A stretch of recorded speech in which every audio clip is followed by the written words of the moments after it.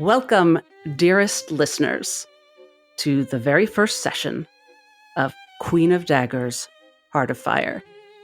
I am your occasionally humble game master, Asteria, and I am joined by 4 brilliant players.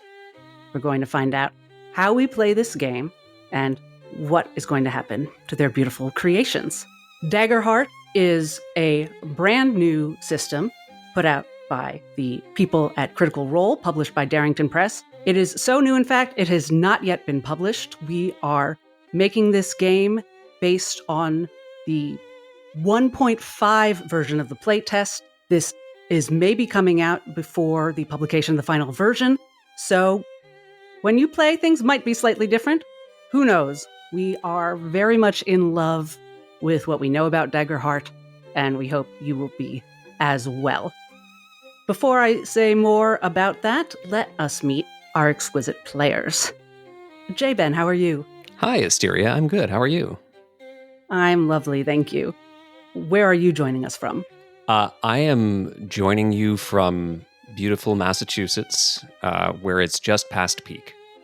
And will you tell us the name of your hero? Yeah, sure. If you need to know that. I'm playing Lemma, and both Lemma and I are he, him. Thank you very much. Katie, hello. Hi, Asteria. How are you? I'm lovely, thank you. And where are you right now? I'm in Chicago, Illinois. And who are you bringing to the table? I am bringing Evelyn Ravenwood. Thank you. And David Skeist, hello. Hi there. Where are you? I am in beautiful Brooklyn, New York. Beautiful it is. And who is your player character, please? Yes, he is OrLeon at the moment. Stay tuned for more, darling listener. And Carmela. Hi, I'm Carmela Smith, joining you from Jacksonville, Florida. And I am playing Ginny Sheridan. Her pronouns are she, her. Thank you very much. I'm joining you all from lovely Newark, New Jersey. Again, my name is Asteria, but you will come to know me by many names.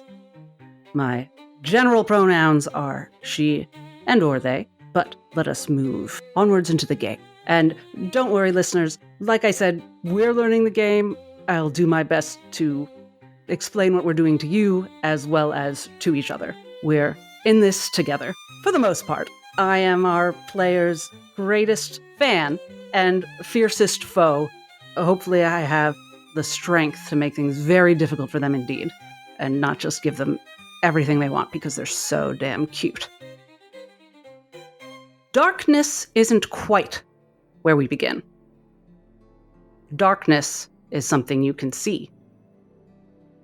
When you close your eyes, for example. Keep them open now. Hold your head quite still. There's a whole world behind you. It isn't dark, just isn't there. Not to you. That's how people live in the realm of Lacuna. They don't know how to turn and look at that world, stuck behind the ward. The caudal ward, that miracle our twin queens hold up twixt us and annihilation. But you two, of course, are different. That's why you're here. You are here. Yes. OrLeon and Ginny. You kneel on the ground, on the edge of the Larksong Wood, just outside the Conjuries, the abbey-like school you call home. The imposing elven woman before you who has just asked you, "Are you here?" is Primer Mantua. Let's call her the headmistress of this school. Before we describe you all, let me ask you, are you here?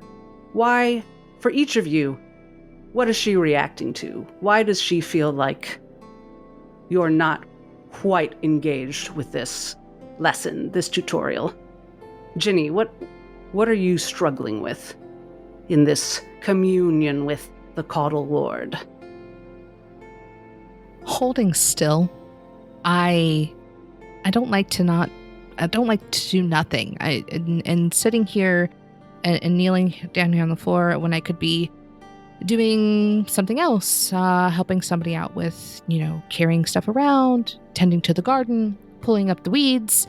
Instead, I'm kneeling on the ground and trying to listen, and that's kind of hard. And what does Mantua see when she looks at you? She sees me fidgeting my fingers, and I tap the tips of my hooves against the ground behind me, trying to be still. And it is so hard to be still. So she sees me doing a lot of fidgeting. I look like I'm not doing what I'm supposed to be doing, which also makes me very nervous. And Ginny is a fawn, yes? Could you also Yes, Ginny is a fawn. give us a quick physical? Sure. She is a fawn. She has light brown skin, color of baked clay, amber-colored eyes, russet brown hair always pulled back into a ponytail away from her face and out of the way. She is probably average human height. She's the tallest person in her family, but around here she seems to be able to look most folks in the eye. And she would rather be doing anything else. She is used to working on a farm, lifting bales of hay, moving, tending to livestock. She's a very sturdy built girl. So Ginny is the newest student here at the Larkson Conjuries, and OrLeon is the second newest, I believe. But you've both been here a little bit. This isn't your first lecture or, study session with the primer. What about this is something in you resisting or not grasping onto? My experience of what I've now come to learn is the caudal ward, I think that's what they call it here, has always been it has found me in moments, but I have never gone looking for it. And I'm just not so sure how I feel about that. Something about it feels a little too deliberate. It is a sensation of freedom and unpredictability and disorder that pulls me into my communion with the caudal ward, and it doesn't quite feel like me to focus my way in like this. And could you describe OrLeon for us? OrLeon has perpetually windswept or scruffled hair, dark. He wears glasses.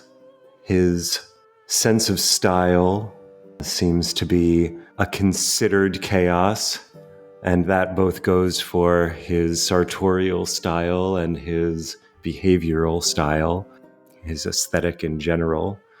He's pretty tall by human standards, though he recognizes that human standards are far from universal in size, shape, and scope.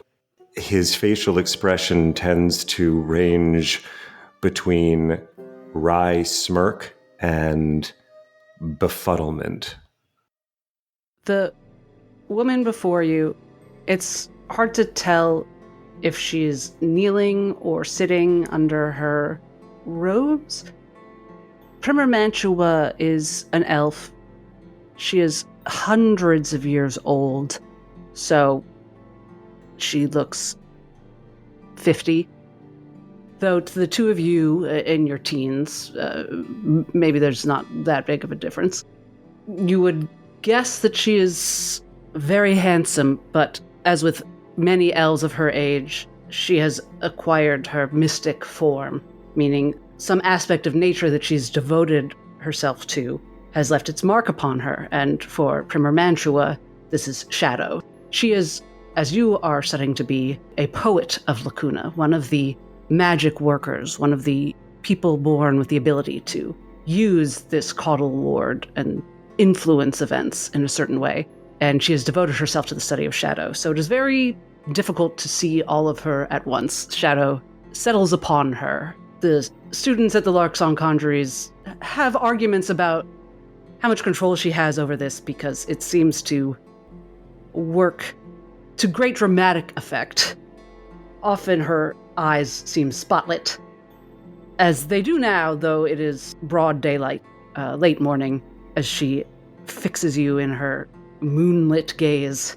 Though you haven't responded to her verbally, either of you, she seems satisfied that she has your attention. Her eyes are not unkind, after all. They just don't seem to miss anything. She continues. Mortal minds may call it darkness. They reach for what they know. Mortal lay folk, you know how it is in my age. Life and craft blend into shadow. But do try, however it is that your mind feels the caudal ward.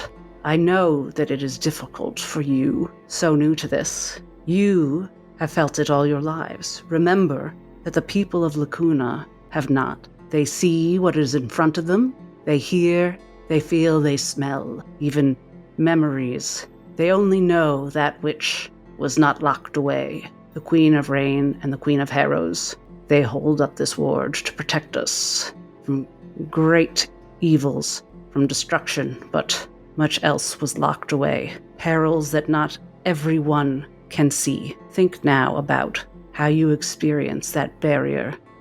The part that is porous for you, that lets those things in that no one else was aware of when you were a child. The uncomfortable things, the strange things. How did you interact with that? For me, it was always very visual, and the two of you are here together because you both have an innate power. It's not like Evelyn studying books, or Lemma with his words. There's something deep within you both. It was the same for me, and it can be harder to make a practice out of. So now here at the wood, where the ward is strong and the power dangerous, think, feel out for it. And I'd like you both, each, to make a roll. I'd like you to tell me what role you think it should be to try to connect and understand your connection with the caudal ward, this powerful barrier.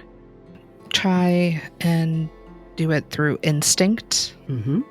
Sense what's around me and not so much think about it, but just see if it comes to me. So I want to use an instinct roll. All right. And so instinct being one of the main 6 abilities, are you using any particular instinct skill, or just did you want it to be a straight instinct roll? I want it to be a straight instinct roll. Yeah, you don't have any experiences that would apply here, really, right? No. So that's the 2d12s, right? What I would ask of you right now is to actually only roll one of them. Okay. But you can add +2 because I've given you all for free the starting experience of Poet of Lacuna. Okay. Now, for everyone listening, I'm doing something a little odd on this roll. The central mechanic for players in Daggerheart is rolling 2d12. They're duality dice, which I'll explain soon. But for a specific reason, I'm asking Carmela to just roll 1d12. I rolled a 4 on the die, plus 1 instinct, plus 2, so that's 7. And David, what would you like to roll? I think I would like to use Clarity of Nature. Ooh. And that is one of your class features, correct? Yes, as a warden, a subclass feature, as a warden of renewal druid. Yeah, and that's an instinct roll. Ooh. You may create a space of natural serenity around you.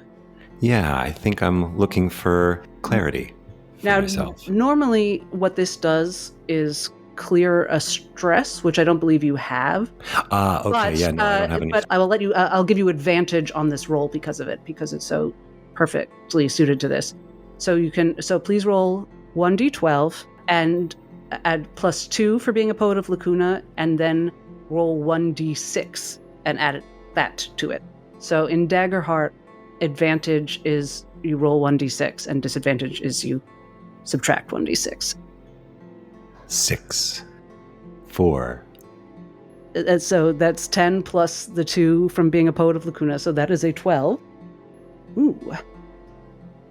Ginny, I think, if I may, that you go into this feeling like it's not going to go well. There was a little bit of maybe guilt. She accused you both of not paying attention, and so you assumed she was right and go in a little wrong-hooved. And yet, something clicks. Tell me what it's like when you connect with your power in this moment. It feels like warmth is coming out of the ground underneath my knees and then travels up and through my spine all the way up into where it reaches the top of my head, and just a warmth settles over me, almost like there's a small bit of sunshine inside of my body trying to get out. I think for OrLeon, it's the opposite. You have this zone of serenity, and you reach out instinctively for Cosmene, your other. And you immediately feel her. Perhaps would it be in character to say you feel an ethereal hand in yours? Is that something that might happen? What would be an initial point of connection with your other beyond the ward? It can be a hand if that's the kind of mood she's in. It can be a flick to the temple, or a poke to the ear, or a tickle. But sometimes it's a hand. Usually if it's a hand, I know it's serious. Let's say then it is, instead, what you feel at first is a hand on the back of the head, like a tap. And then, all of a sudden, the hand turns your head very forcefully, and you are looking in the Ginny's direction.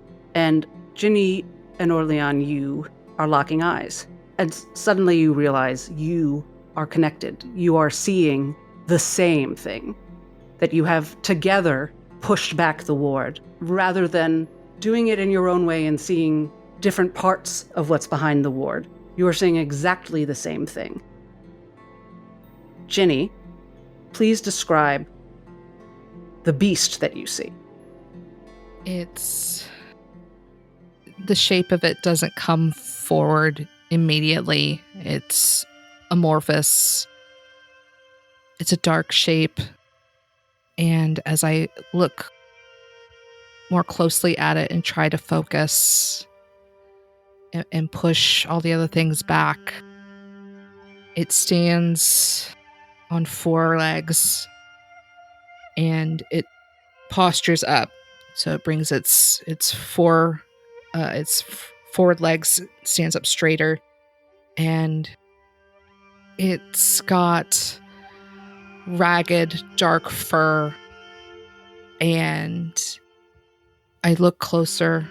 I don't want to look at it, but I look closer, and it's wolf-like, but I know it's not a wolf. It's not like a wolf I've ever seen before.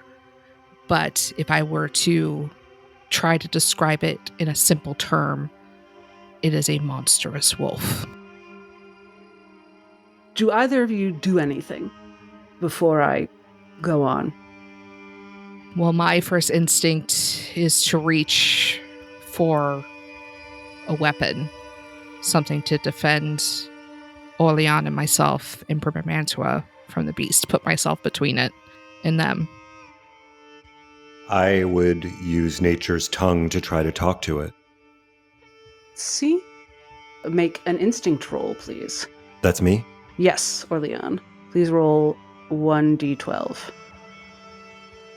3. That does not succeed. You just wanted to roll the 1, not the duality? Correct. Okay. And Ginny, so you're saying you were drawing your weapon? if we were leading on experiences a little bit, Yes. I'm an intimidating presence. Yes. And I'm also pick on someone your own size. Yes. So my first instinct is to get between this beast and the people that are I near see. me. Yes. You can So- absolutely get between this beast and Primer Mantua. Mhm. Can you give me a perceive roll? Perceive roll. Okay.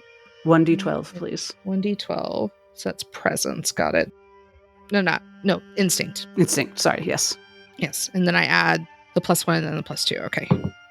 So that's 8 on the die, +1 on the instinct, and +2. So 11. Okay. Yeah. Success. Primer Mantua is undisturbed. She is still sitting as though in thought in communion. Just so you know. Okay. Well, that's confusing because there's a monster Yes. in front of me. And I mean, maybe she has such faith in me that I'm going to stop it from getting to her that, she feels calm about it. I don't know. That's weird. And What is this? you say that out loud Yes. to Mantua, Mm-hmm. and she looks up at you in a little bit of, not surprise, almost looks impressed. And she says, "Tell me more, dear." And you feel you're about halfway between her and the wolf. The wolf is not, the wolf type thing is not right on your face, but you feel, it's not heat per se, but you feel a wave, pulses of some sort of energy. You feel a presence that makes you feel that it is truly there. If it were an illusion, then it's some real powerful illusion. Right. And I'm going to call that your turn for the moment, Okay. because then you feel an ethereal hand grip your shoulder. And because you're connected with OrLeon, you know that it is a very similar feeling to the one he had on the back of his head, though not as strong.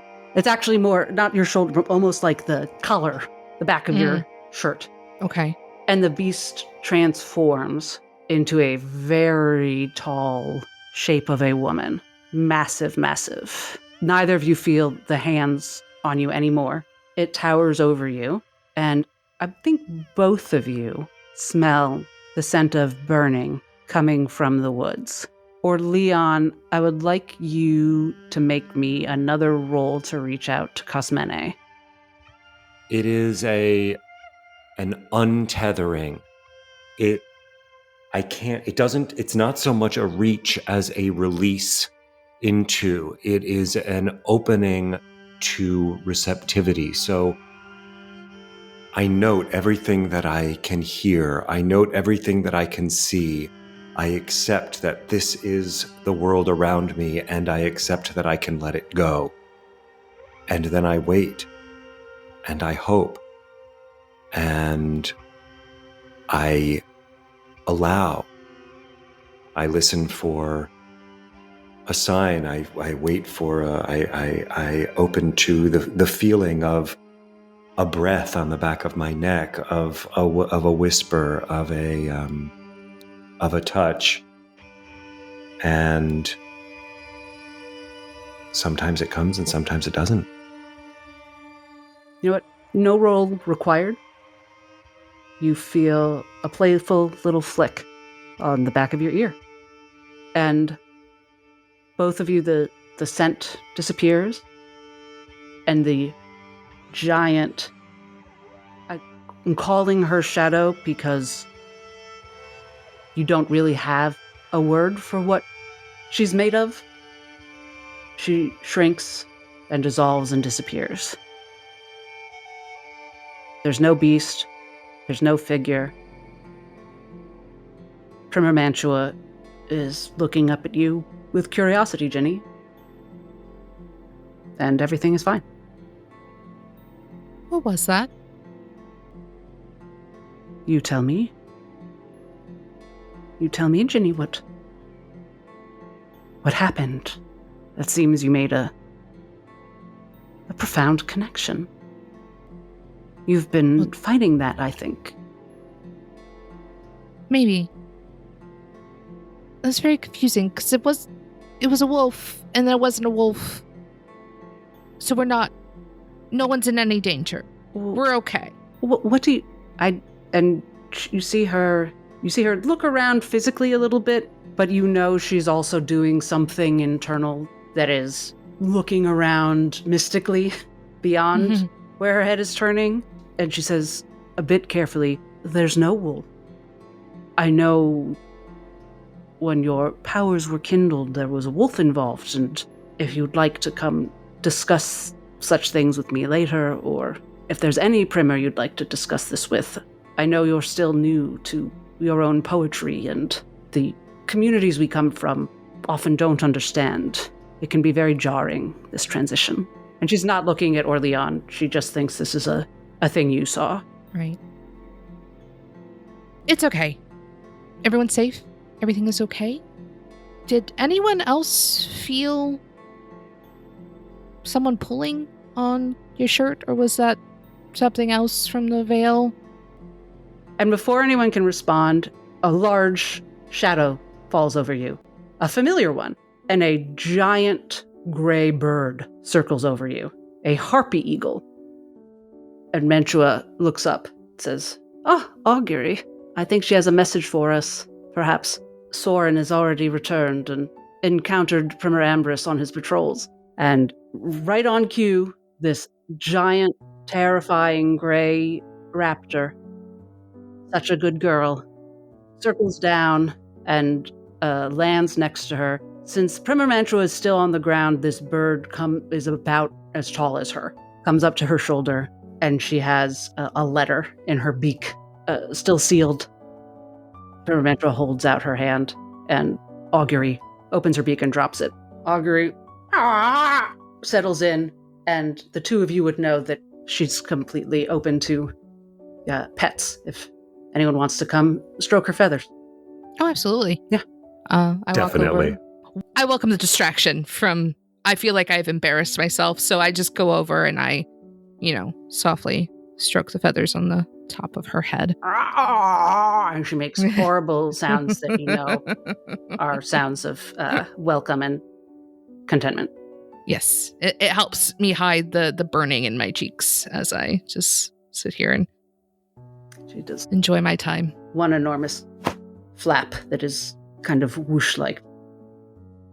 Mantua reads the letter quickly and pulls from somewhere in the folds of her shadowy robes pen and paper of her own, scribbles something down, a noticeable crease in the part of her forehead that is illuminated. It says, oh dear. All right. I'm wondering, we will have to leave this session here. Could one of you be a dear, Ginny perhaps, could you bring this note to Soren? And she hands you the note she just wrote. Okay. Our foray to Carmela, we're going to have to move it up. We're going to have to go a little bit sooner. I have some things to attend to. Let Soren know the details are here. OrLeon, could I just speak to you for a moment, if you could hang back just a moment, as they say? Sure. I've been given a task, and I'm real good at those. So I go ahead and I give Augury one last little scritch, and I move with purpose in the direction of where I know Soren usually is. Oh, sorry. Before you go, I just want to ask you, are you okay? You see... That was weird, right? You okay? Yeah, it was... You see, like, something pass over her eyes, and then she just goes back to her cheery smile. She goes, yeah, everything's good. Thank you. I'll talk to you later. Yeah, and, totally. And she Bye. Walks away. Goodbye. And Augury kind of looks at everyone, sees that a message has been given to someone other than her, and takes off. OrLeon, thank you for staying. It won't be long. I simply, as an educator, I don't typically enlist the help of students with other students, primarily because it doesn't work. It's usually a bad idea. But You're a very astute young man and sensitive in your way, and I would never ask you to inform upon your peers or betray any confidences. But I hope I wonder if you know how Lemma is faring. I mean... Apologies. You don't need to tell me anything.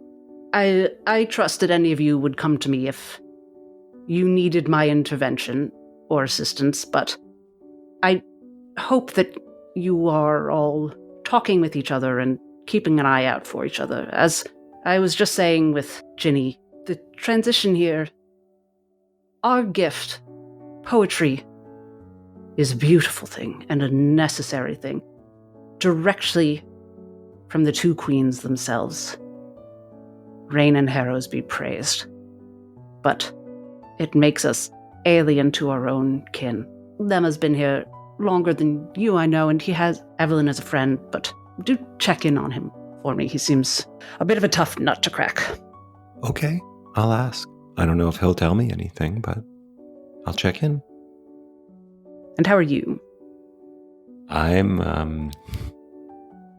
feel excited. Something's stirring. I don't know what it is. I feel less alone, and I feel like something's happening. I'm going to have Primer Mantua do an instinct roll. And I have made character sheets for all of the primers, kind of just for fun. So I'm going to hold them to the same rules. I gave her the experience, something's different, and I don't remember what I meant by that, but I think it applies here. That's a pretty good roll. How long have you felt that way, OrLeon? Sort of a matter of weeks, really. But there wasn't a specific moment it started. I feel like messages are coming. I feel like the border between us and everything else is a little looser. I don't know, something. The presence of uncertainty feels much more tangible than it has before. And I think I like it. Possibilities are very clearly swirling in her mind, though she has a good poker face, as experienced educators tend to. GM question. Would you have specifically not told the primers here about Cosmene's existence? Was that something you would have hid? I don't know. I think maybe the most interesting choice is that I tell some of them about her, and maybe some not. The mantra says, your friend, your longtime companion, has she been active more so lately? Has she shown you things from beyond the ward? It's like she's playing games. You know, sometimes she shows me things. She just showed me that wolf. You saw it as well. Yeah. Yeah, everything. I saw it all. Yeah, absolutely. And it's the first time that I've seen the same thing as somebody else. I didn't know Cosmene could talk to anybody else. And at first I was a little mad, but then I just felt so happy that someone else was in there. But as soon as it was done, she flicked me in a way that I knew it was a game. It was okay. It was a joke or something. And I think she's doing that a lot. I'm feeling her pokes and taps a lot, but sometimes she shows me something and sometimes it's like, I can't hear her, but sometimes I can sense her laughing as she putters away before I'm able to see anything. Thank you, OrLeon. I have some thinking and perhaps some research to do. It's good that we'll be going to Coromel and thus back from Coromel sooner so we can talk about this more, and here at the wood where we are closer to it all. It's good that you're here. You can run along. Thank you for staying. Oh, wait. I just thought of something Yes, please. that I noticed about Lemma. You know how he always talks to himself? It's like he's always making up words to himself. Lately, it has seemed like he's answering too. Answering? I don't know. Like he's talking to himself back and forth. Normally it seems like he's just writing in his mind, but lately it's like, I don't know. Maybe it's nothing. I'm sure it's nothing. Very little is nothing. I'll see you later. Thank you, OrLeon. Do you think OrLeon follows Ginny to visit Soren in the stables or wherever he is, or do you go elsewhere? No, I go to another. I stay along the border with the woods, but just move to another area of the grounds, but still kind of away from all the action. I just want to be on my own for a little bit. Then we will follow Ginny for now. Ginny. Yes. You are bearing Mantua's message? Yes. Soren, who is the only grown-up, shall we say, the only staff of the Larksong Conjuries, who is not a poet. He is a lay person, a normal human man with no special powers. He tends the horses, he's sort of a groundskeeper, hostler, etc. Does the deliveries and delivery runs to the nearby capital of Boreas for the things that the Conjuries can't produce on its own.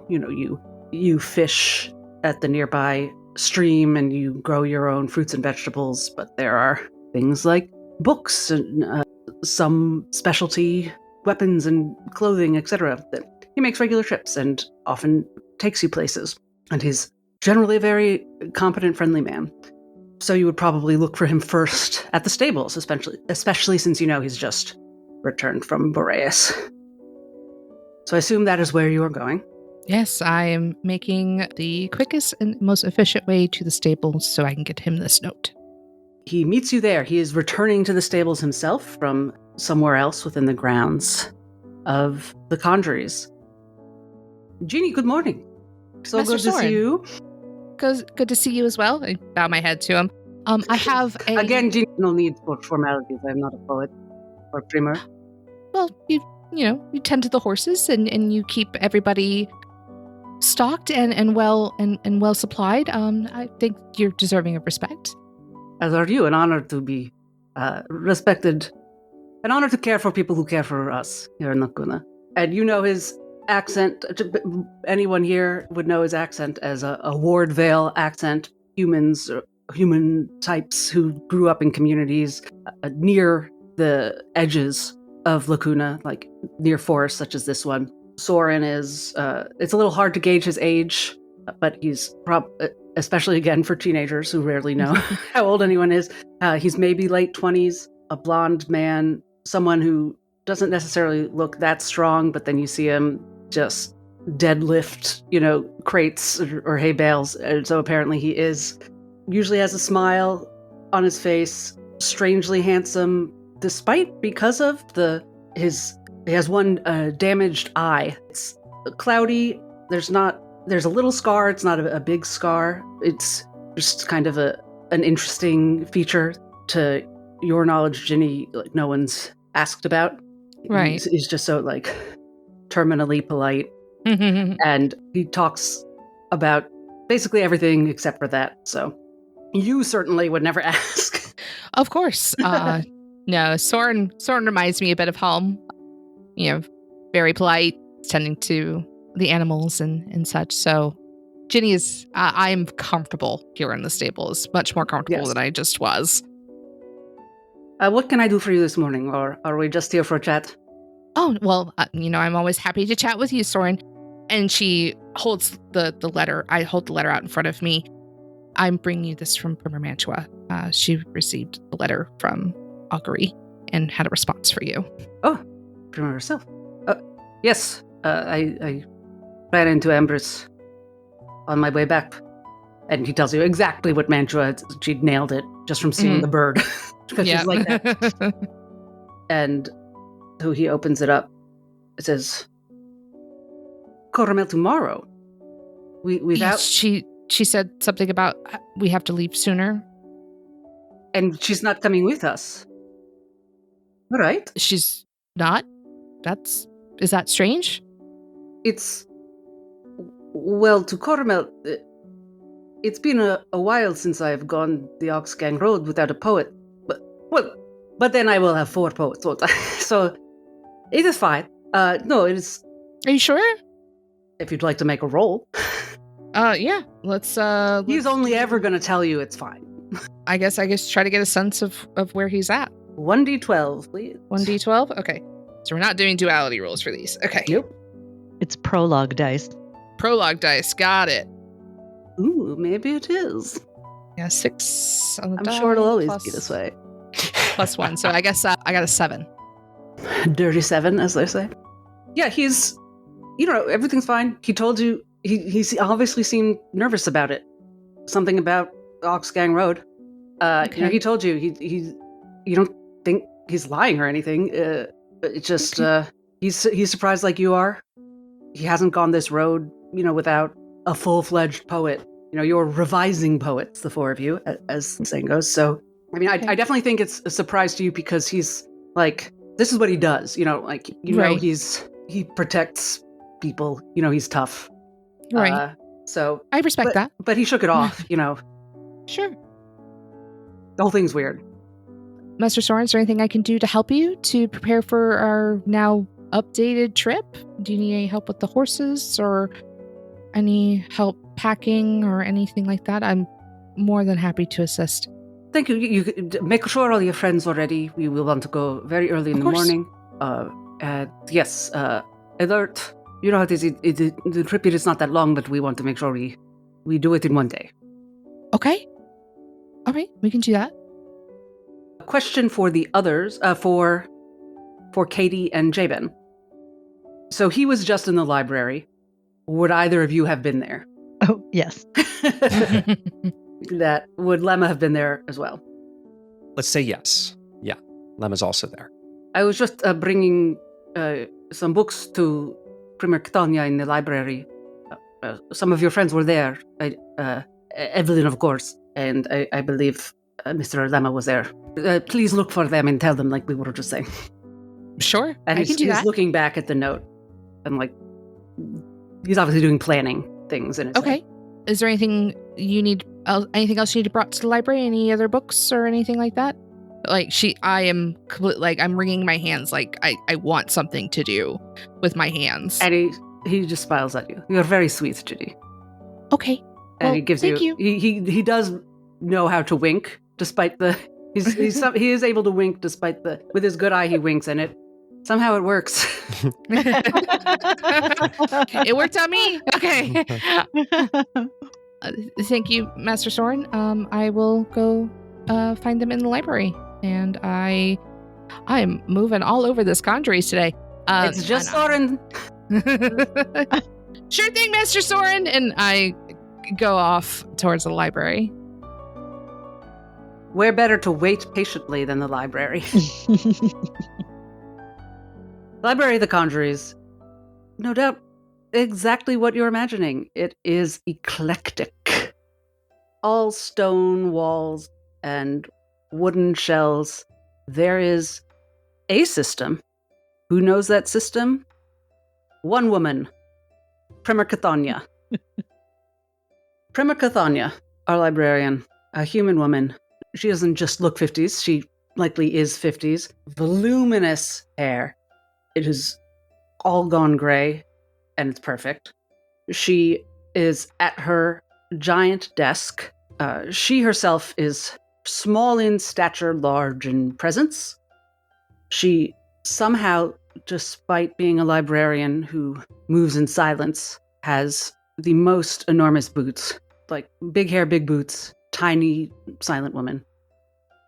As typically, there is a sign on her desk that, depending on how it's flipped, it says whether or not you're free to approach her because she is usually in the process of reading and writing letters. Right now, it is flipped, says, "Yes, come talk to me." And she has opened on the desk a very large tome that, actually, let's go back a little bit to before Ginny arrives. Soren has just dropped off a few books of various, mostly normal sizes. As Soren departs, let's talk about what Lemma and Evelyn are up to in the library.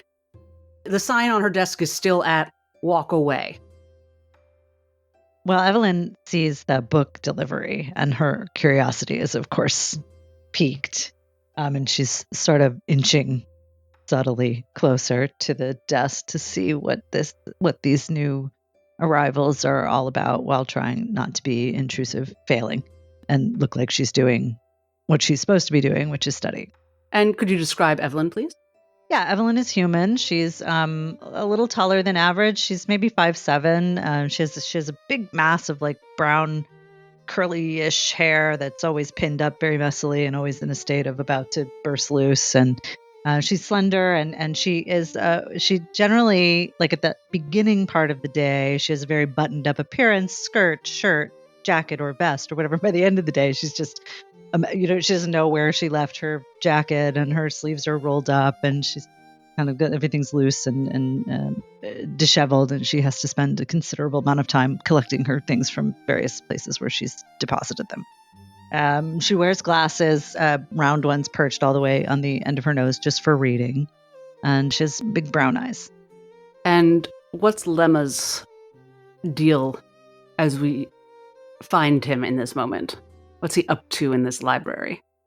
Lemma has been sort of hanging out near Evelyn, but apparently doing his own thing. He's at his normal perch, which is in a room full of chairs. He's found a standing lectern that he gravitates towards. And he has a slim, very worn volume open on it. Before Soren enters, he's sort of swaying back and forth slightly and muttering to himself as he examines this book and flips through it. So, to fully describe the scene, Soren has brought in a crate and put it down, and per heeding the sign, then walked away. And in the dead silence of the library, Primer Cathania has taken a crowbar and neatly, with a professional's experience, and quite loudly pried open the top and dropped it to the ground. So that is the sound that you hear. And she succinctly puts the crowbar down on her desk, lets it make the sound that is required of that, and starts taking out the books and is sorting them.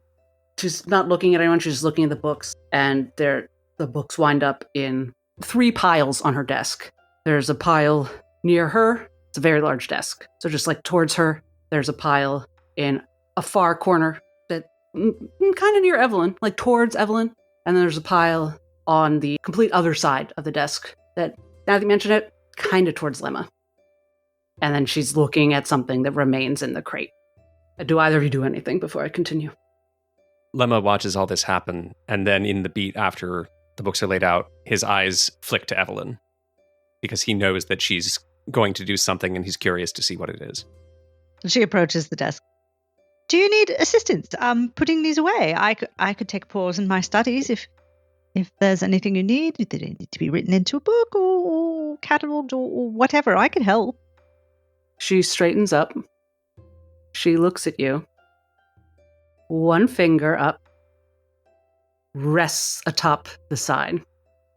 Of course, I'm so sorry. Oh, I'm so terribly sorry. I'm The sure. finger lifts up, returns to the side. Evelyn pointedly closes her mouth and steps back. And she smiles. And then she raises her hand and holds it up. So to say, like, pause. And then she gestures to the pile of books that are nearest Evelyn. Evelyn goes to the books and takes them. Yeah, she gestures you away. Yes. And then all I'm going to say up front is that then she turns her back to her desk. She's once again looking at what's in the crate, but her back is entirely to the desk and the rest of the room. Lemma is just watching. He sees Evelyn turn back, see that Chthonia's back is to the desk, and I can see her physically restraining herself from going and looking at the titles of the other books still remaining on the desk because she just got in trouble for interrupting. She doesn't. She turns back around and she heads to a table to look at the collection of books that she has been assigned. Yeah, the books that you've been given, that you've been assigned, what are the books you think Evelyn would be most interested in at this moment? Honestly. Oh, wow. What are the most Evelyn books she could have ordered from Boreas? A lot of them are linguistic to help Evelyn read and translate other books that she has access to. It's a lot of sub-referential, her mind works in a way that is, okay, I have this question, and that question begets other questions, and those questions beget other questions and beget other questions, and each one needs to be answered in reverse order. So these would be a collection of books that are incredibly, stupidly specific. To answer one of those questions is an entire book that will help her move on in her studies. Yeah, Primer Chthania does not technically have students of her own. You primarily study with Primer Lapidus, who is the Primer who teaches Codex, magic that is learned from books. Yeah. But Evelyn is someone who always wants to go above, get the extra credit. Not even, that sounds negative. It's not even. She pursues her own. She just has to pursue every lead to an end. Yeah, and you have niche interests that are not necessarily what the class is. So you're always in here. There's always something that's not in the library that you want to know more about. And Chthania is not giving you a lecture on it, but encouraging independent these books, study.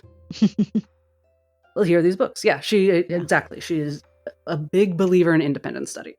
As Evelyn settles down with her books and resists her urge, Lemma returns to his volume, mutters for another 10 seconds, and clearly finishes the book, in the way that some people, when they finish a book, will actually close the back cover so it's on the front face, and then he whisks off the lectern and walks quickly to Chthonia's desk. Lemma, by the way, I don't think I visually described him, is wearing this sort of very, very sober, plain, sort of gray wrap tunic that's belted, and a collar around his neck with a kind of wooden gorget, an elaborately carved wooden placket on his breastbone that has iconography of the Queen of Rain on one side, the Queen of Harrows on the other, and this sort of inky opalescent blackness in the middle. And he's wearing travel boots. He arrives at the desk. He very precisely places his book at a right angle to the edge of the desk. Onto the desk, he looks at the stack of books he's been offered, and he takes only 2 of them. The rest he slides back. Do you choose to, or do you just take the top 2? There are certain books here that I reject, and there are 2 books that I accept. One of them I accept very openly. The other, as I've taken the first book, I sort of turn back, slide the other book towards me, and kind of slip it into my palm, so it's, as I walk back to the lectern, it's behind my thigh from Evelyn's point of view, so it's hard to see. Is that one the fiction book? That is a fiction book, yes.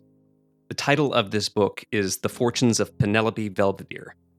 Then my question, in terms of the second one, do you choose one that is very plainly relevant to your studies here? Because there's one in there that is sort of a history of traitors and heretics. Top book, plainly relevant to your field of study. Yeah. Second book, say the title again. The Fortunes of Penelope Belvedere. That's the second book, Fortunes of Penelope Belvedere. When you pick those 2 up, there's a clearly very old book that's The Heretics of Lacuna. So, in fact, I think looking at this stack, if the top book is relevant to my studies, I explicitly reject it. The whole stack? If the top book, no. So any book that is relevant to what the Conjuries believes should be my studies, I do not take it. That one's just the Poetics 101 or whatever. Yeah. Yeah. Right. It's just to cover Penelope. I see. Understood. Well, I don't take it, but I notice the book about traitors and heretics, and I seem to gravitate towards it. It seems to call me, and I do take it, and I bring it back to the lectern. And as you're about halfway, I think you both hear, Evelyn and Lemma, you both hear, a large thunk on the desk as she's taken this big tome out from the bottom of the crate. Should you turn and look, Oh, yes. you will see her turn her sign around from walk away to come talk to me. And then she calls out, Lemma, Evelyn, come look at this, if you're not too busy. Oh, no. Lemma very quickly goes to the lectern, puts his Traitors and Heretics book on the lectern, and slides his other book into his satchel that he has propped against the wall, and then comes back. I've been trying to get my hands on this for a while, actually. What is it?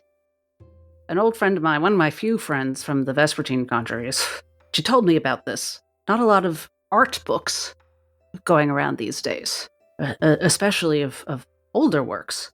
How old? 300 years, at least. Some sort of poetry maintained it.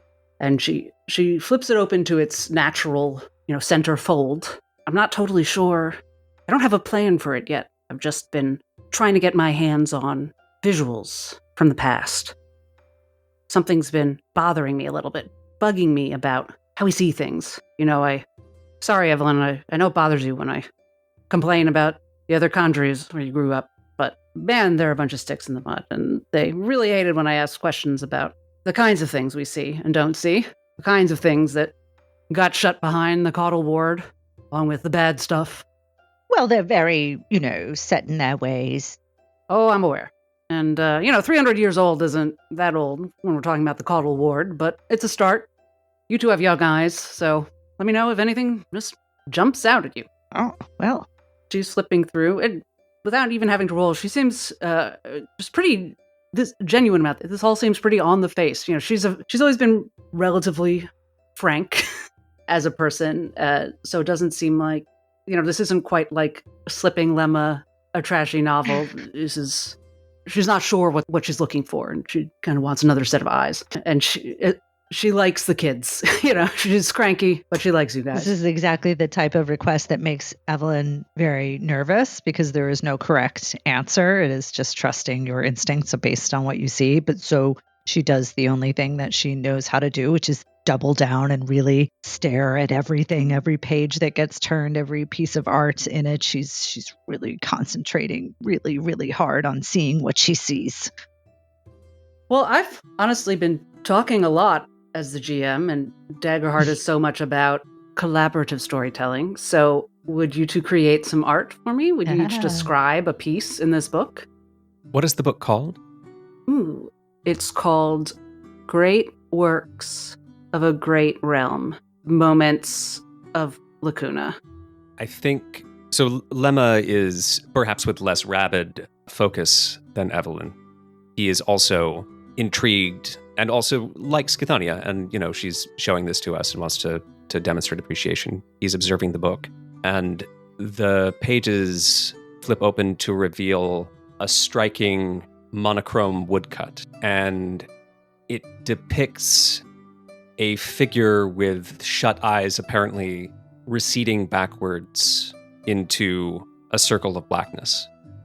And around the circle there's this corona of black flame. And on a closer examination, it becomes clear that this isn't actually a woodcut. Every part of the page that is black is actually words printed impossibly small. Chthania's face is very still. You've both seen this face before. It's a thinking face. Why don't you both give me some sort of instinct roll if you'd like to read more? Because this is something neither of you have ever seen anything. Unless you think Lemma has, if this reminds him of anything from his community. I don't think Evelyn would have seen anything like this. I don't think it reminds Lemma of his community, but it does have an effect on him. Yeah. Yes, I would imagine. And darling listener, we'll talk a little bit more about communities later. We have a homebrewed one for Lemma that is quite lovely. Then I think Evelyn is rolling more based on Chthonia's reaction to Lemma's reaction. And I'll just make a straight up instinct. Yeah, make any roll. Both of you make any roll you'd like, whether it's about Chthania or the piece you're looking at. Well, I do have a community thing that might You do. help. You're of the lore-born Yes, community. I'm well read. And listener, whenever we say born for a community, That's with an E on the end. Daggerheart communities, born as in to bear, not as in born from. It's very interesting. Say yours again, Katie. It's well read. You have advantage on Yeah. any rolls you make that deal with the history, culture, or politics of a prominent person or place. Mm-hmm. So this may not be a prominent person or place. I think Evelyn's instinct is to make a knowledge roll. Whether I All have right. advantage or not, I leave in your capable hands. But that's what I think. A D12, please. Oh, 2. You Plus know that 2 we is don't 4. spell great that way anymore. You know that this is an old-timey spelling. Right. Okay. Evelyn looks expectantly at the others. Like, no idea. I think Lemma's trying to do two things at once. He's trying to have no visible reaction to this, and he's trying to understand what Cathania's reaction is. And it doesn't matter what I'm trying to do that with because I rolled a 1. I will say that for the both of you, and you have no idea if this is true for Cathania or not, the words that make this up, you don't know whether or not they're in a language you can read because they are blocked by the caudal ward, essentially. This is one of the things that you know that if you were more powerful, you can't tell how powerful you would have to be. You are seeing this the way a lay person would see this. Right. This is like a reminder of what life is like for normal people, that it's not literally about what's in front of you. It's not literally about turning your head or darkness. You are seeing words. It's not even that they're blurry exactly. It's you don't have the apparatus to recognize them. There's a veil. They're behind something, supposedly for your own protection. But as Cathania just said, the bad stuff got shoved behind this ever-present ward, but maybe other stuff did too. This is a player question. Mm-hmm. Prior to our kindling, is Yes. that how we experienced the world? I'm assuming, since we didn't know whether or not we would kindle, that is how we used to experience. You always had more access. You always had an awareness. Okay. The boundary was always fuzzy. Mm-hmm. So you were always aware that there was more to see that other people didn't. Okay. So that's a good distinction because a normal, like Soren, as smart and lovely as he is, would look at this and probably not know that there were words there. actually. He'd probably, like, he wouldn't know that there was something he couldn't see. And so because you were born with an awareness, before you were kindled, you'd probably go, oh, it's weird that that's fuzzy. Like, there's something weird about this. And now that you're kindled, Not enough to... you understand better. Like, you could feel a power that wants to read those words. Yeah. But you don't have enough power or enough access to your power, enough control over your power. That's the best way to put it. The poetry within you, which is what you call your power. The poetry wants to engage with the ward that is hiding those words. Okay. You need to learn how to use the poetry within you. In order to do that. That's fascinating. But you can tell that this is, like, you know that there's no poet strong enough to remove the ward, you know? Like, you go out to the woods and, you know, Primer Mantua is the most powerful poet. Evelyn, you've never met a more powerful poet, maybe as powerful at the other conjuries. And she's the most powerful any of the others have met. Cathania is very powerful, not quite as powerful. You're pretty sure Cathania cannot read this. Just some things are a fact of the world, you know? But this is very weird. Mantua said that thing at the beginning about the stuff behind you doesn't feel like darkness. Yeah. You don't feel weird that you can't see literally behind you. You know, this feels weird. So Evelyn opens a line of telepathy between herself and Lemma. Oh, right. You can do that. That's a power you have.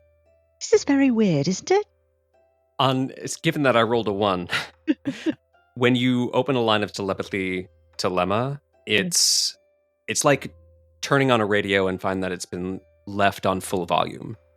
It's a storm of inner thoughts. That when he realizes your presence, he tries to tamp down and curtail. Oh, I'm so sorry. And he very stiffly kind of glances at you and doesn't respond. He just stares at you with eyes like a scared horse. Evelyn nods and cuts off the line of communication. But she's looking at him like apologetically, and I get it. Cathania glances at you both and turns the page. Oh, when she does, Evelyn gasps. The artwork on the page is like an oil painting. That is, it seems to be like a theme with what was on the last page. It's a shadowy, stormy, murky landscape, like a crossroads on the outskirts of a town with a sort of fuzzy, impressionistic lantern that's not giving off much light. It's clearly raining, and there's a figure at the center of the painting that is like dual headed, but it's like a single body, a long sinewy body that seems to dissipate into shadow at the edges and sink into the ground. There's no real clear delineation, but it is vaguely humanoid. And one of the faces is hooded, completely hooded and head bowed, and the other has their face up to the sky, eyes closed, mouth open, and rain is cascading down the features of that figure. And Evelyn seems surprised by her own reaction to it and looks at the others a little embarrassed. As in the gasp? Yeah. Cathania looks at you and considers you a moment. Have you seen this before, Evelyn? I couldn't say where, but... Roll something. Roll... what would be memory? Knowledge says recall as one of its verbs. Yeah, that's total of 6. Did you add an experience? Don't you have one that you changed? I have the art of conversation, and I can find that for you. I can find that for you. Then that's 8. 8. It might be a dream, is what she is thinking. That's where her line of thought goes. The version she has in her head is more exaggerated than what she's seeing on the thing, as if this image has been animated somehow in her mind, and this is a still from that animation, like there's no film, but if there was a film or a memory, that's... I'm going to tell you something she thinks of once Cathania asks. Great. Though she has no idea if this is actually why she gasps, like if what this is. She just thinks of how poets generally are sometimes thought of as being blessed or kissed by the Queen of Rain. That the realm of Lacuna is ruled over by 2 immortal sisters, the Queen of Rain and the Queen of Heroes. I am now explaining this far into episode 1. The Queen of Rain being associated with luck and serendipity, and the Queen of Heroes being associated with planning and just desserts. And most things in the realm are of both, one way or the other, but the aspect of the creation of poets is colloquially thought of. The folklore of it is associated with the Queen of Rain. And it's ironic, you realize, these thoughts are piling on top of each other, as, a chain to a chain to a chain to a chain, as perhaps your way of thinking often is. Yeah. That's ironic, because your kindling you associate with fire. And now to connect these two thoughts, you're no longer thinking of your kindling, you're thinking of, it's like a dousing. Yeah. So now you really don't know why you gasped. Yeah. And so perhaps you just shrug to Cathania. That is. I can't imagine you have an answer. Sorry, Evelyn is very rarely at a loss. This is the type of thing that frightens her. Things that can't be explained, things that can't be researched. Very often internal, very often emotional. This is the kind of thing that makes her shut down. Cathania clearly didn't expect you to have an answer. She was just reacting to your reaction. Yeah. To be clear, when she opened the book to where it fell, the original artwork was a forest scene like a tapestry. You didn't look at it closely, but it was nothing that make either of you gasp. She turns back to it now to compare. And you look, please, everyone roll to see if there's anything odd about this one. 2. 11 knowledge. You got 11 and 2, plus any bonuses? Nope. That includes my knowledge bonus. That includes my instinct bonus of 0. You could both probably add 2 for the Poet of Lacuna. So 13. Lemma declines to use his Poet of Lacuna experience. I see how it is. And I think this is when Ginny walks in. We'll resolve those roles in a second. Ginny, you walk in to see Lemma, Evelyn, and Primer Cathania poring over this very large book on the Primer's desk. And given the roles before, we'll give you for free that Lemma and Evelyn look stressed.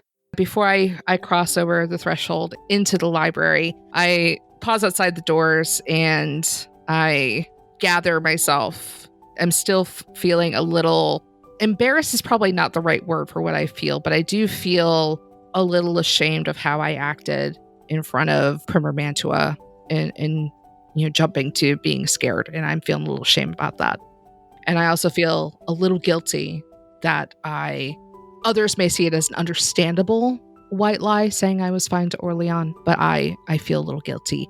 And that feeling makes my horns itch. So it takes me just a moment to put back on it's a naturally sunny disposition that I normally have, but something in that lesson is still bothering me. And also knowing that our timeline got moved up and I'm very used to things happening in certain orders, and it seems like maybe we're doing things out of order. So I just take a breath and then I open the door and I cross the threshold into the library and see that my new friends, hope we're friends, are looking a little stressed out, but I go ahead and move forward towards the desk and try to politely insert myself into the conversation. Hello, everyone. Is everything Ginny. okay? Probably. Evelyn takes her cues from Cathonia in this instance. She doesn't know, is it okay to show Ginny this book? Maybe Ginny will have an opinion on it. Maybe there's some other motive here. So she kind of looks up at Ginny with a welcoming smile, but then immediately looks to Cathonia. Cathonia waves Ginny over and then holds her hand up to halt her when she gets close. All right, I halt very suddenly and kind of grasp my hands together in front of me, not knowing what's happening. Then she looks up at Ginny. You're welcome to join us, Ginny, but there's something going on with this book. Oh. Your friends here find it disturbing, I believe, and I don't blame them, so you're welcome to turn around if this isn't how you want to spend your day.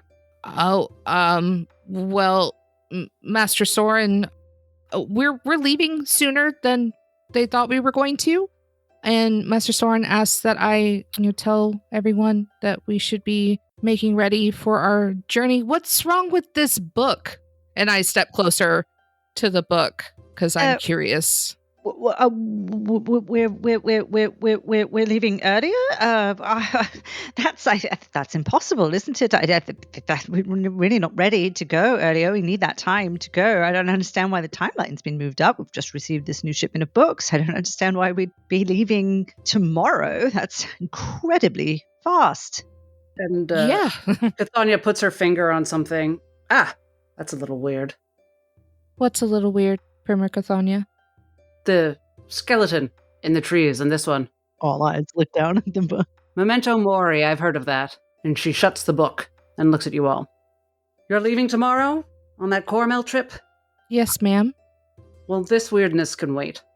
Oh, are you sure? I mean, I'd be happy to stay behind and continue to explore Evelyn, this. We've talked about this. I welcome your curiosity in my library, but it's not to interfere with your program of study. Are you seriously saying you don't want to go to Carmel? To assist a hearth poet? Have you ever done that before? No. This is what's wrong with your Vespertine training. You need to get your head out of the books and actually go help people. See what it's like out there. See how normal people live. Why you exist, even. Right. No, you're absolutely right. Right. Absolutely right. Yes. I'm so sorry. Yes. This is my fault. Probably. No. Of course, it's not your fault. It's no one's fault. Nothing's wrong. I'll go. No problem. Rests her fingertips on the art book. No, you're right. Nothing's wrong. This book's hundreds of years old. Nothing's changed. I'll work on this. We'll talk about it when you get back. Be careful. No, thank you, but appreciated. Ginny. I lean towards Lemma. I'm thinking about a skeleton in a tree, something that Permacathani said. And I know that Lemma knows a little bit more about death than most people. And I kind of lean over to him a little bit and whisper, because is that what's skeleton in a tree? Is that normal? Are you asking if it's normal for skeletons to be in trees? I mean, I've never seen one, but I haven't been everywhere. If you travel far enough, you'll see a skeleton everywhere. That's a terrifying answer, thank you. Lemma shrugs. His mind's elsewhere. Does the phrase memento mori mean anything to anyone? Means something to Lemma. Evelyn is afraid to push Lemma too far after her intrusive telepathy incident. I would say it is a rarer phrase in this world than in our own, but certainly Lemma would know it. I think Lemma doesn't volunteer any information about this, but when Cathania mentions that phrase, it actually calms him. He's been clearly kind of breathing quickly through his nose and visibly flushed. And at that, he sort of goes still and cocks his head. And we're going to leave this scene. We're going to regather the group. I have one more moment that I'd like to have with Cathania before we leave. Yes. And I have a question, perhaps before that moment. Was there a result from our die rolls from before Ginny entered? Yeah, Cathania rolled as well, and she found the skeleton. Okay, was the result. Great. Thank you. If we are leaving and connecting with OrLeon, as we leave, Lemma goes to fetch his satchel from the corner and lingers slightly behind the other two. And at the doorway, turns and says to Cathania, "You shouldn't speak to Evelyn like that," and leaves. And you are gone. So you don't know how she reacts to it. You are looking for OrLeon. OrLeon has been found by Primer Ambrose, as is typically how one interacts with Primer Ambrose, is by surprise. Primer Ambrose is one of the fight instructors, especially for those who are more subtle and sneaky, for lack of a better term. As mentioned before, Augury, the harpy eagle, is his animal companion. He is an Inferis man. He has blue skin and curved horns, a tail and hooves. They are an ancestry that goes back to the beginning of mortals in Lacuna, the beginning of the Caudal Ward. They are rumored to have sprung from the Ward Vale itself, the edges where the two queens first sprung up the Caudal Ward, which no longer has a true physical location, but when it was born it did, and that is allegedly whence Inferis, though no one truly knows. Ambrose and his sister Irene teach the poets how to fight for when they want to use physical fighting, but they do a lot of things around the conjuries, and he likes to patrol the wild edges, which means OrLeon gets found by him a lot, because OrLeon likes the wild edges too. So that is where you find them. And the four of you are all gathered by the edge of the tree line towards the back of Ginny's beloved vegetable garden. Ambrose, of course, sees you approach first. He nods to OrLeon. Seems your friends have found us. Hey, Ginny, what was the message that you had to send to, Soren. Oh, gosh. You know, I'm so bad with names. Soren, don't tell him I forgot his name. It's like the third time, and he's going to be really pissed at me, and I'd like to see Soren be pissed at someone. It's not personal. It's never personal. Oh, I know that, OrLeon. We're leaving sooner than we expected, so we have to get ready to go. So that's all. I mean, that's what I had to go, and then I had to go find everyone else, and now I found you, and that's great. Do we know why? Has there been any indication of why? Primer Mantua just sent me off to Soren with a letter saying that we're leaving. She received something from Ambrose before that? And Ambrose is still standing here. So, Primer Ambrose, do you know why we're leaving earlier than expected? Oh, apologies. Just a complication here. I ran into Soren as he was returning from Boreas. I just helped get a letter to her. Oh, of course. I'm so sorry. Augury helped get a letter to her a bit quicker. Because Augury is a very good was girl. Not involved at all. Yes, I apologize. I got that mixed up in my head. But pardon, you're leaving for Carmela sooner. Tomorrow, yes. Yes, sir. All right. If there's anything you need... Can you tell us about where we're going? Oh, Carmela. Yeah. Lovely enough little town. It's south of here, near the Hyperion Road, the main trade road. Well, sort of halfway.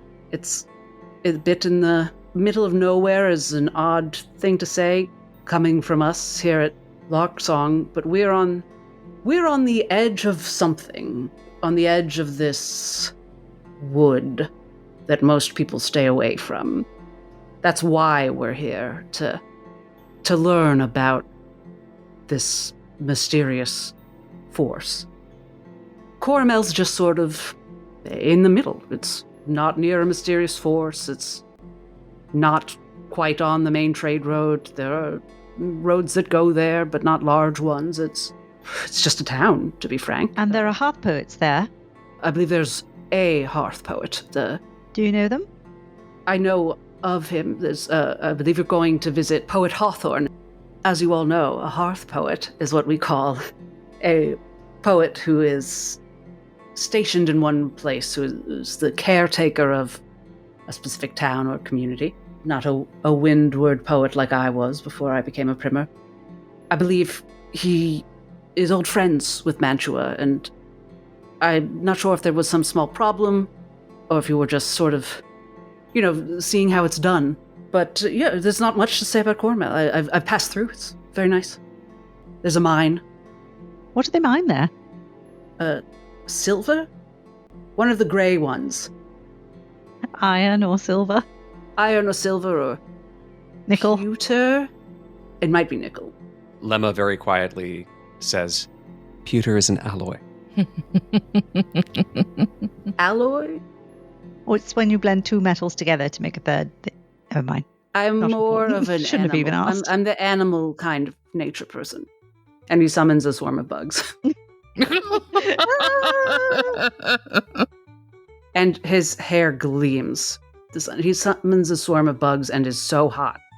I'm just gonna informed attribute. He's very sexy.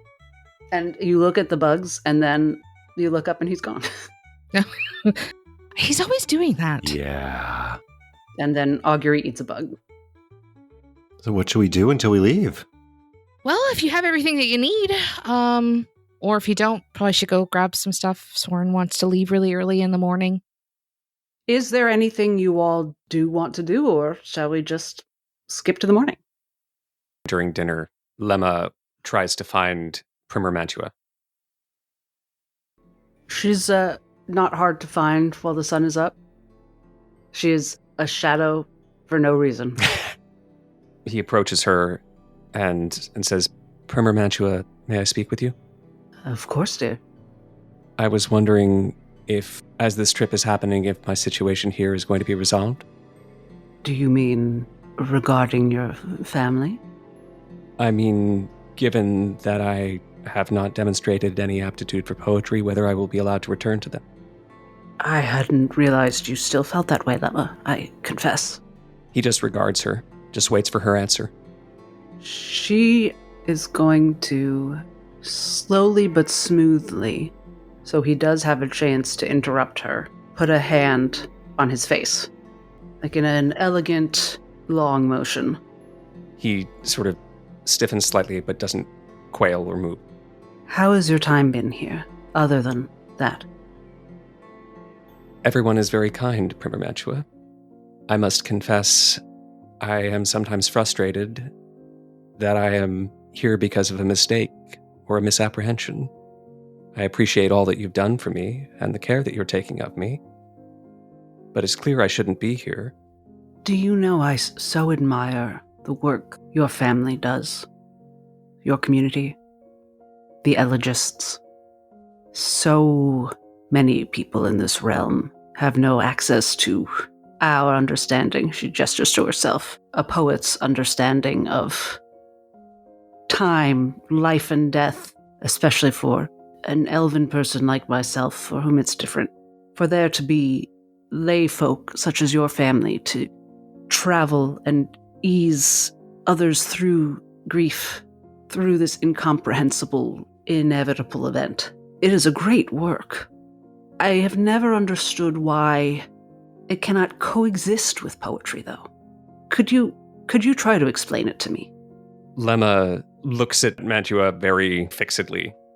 And the shadows pull away a little bit from her face. There's still a veil, which I think Lemma in particular might find comforting, but it's more of her face than you've ever seen it once. I think Lemma is slightly suspicious of being patronized in a way, like this appears to be a ploy to talk him around. But he kind of comes back to the sort of statement of purpose of his familial order. And he says, well, Primer, the work of the elegists is to guide those who pass and those who grieve through their journey into the unknown. It is a transition that is rife with fear and rife with hope, and we help people resist both of those. We help people accept. I believe you know this.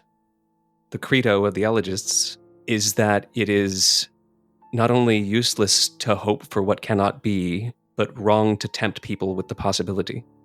I do not resent you or the other primers or the other poets for this work, but it is not my work. It is not what I was meant to do, and I do not understand why I am here. Thank you, Lemma. I hope to never be dishonest with my charges, and I don't think I have been with you.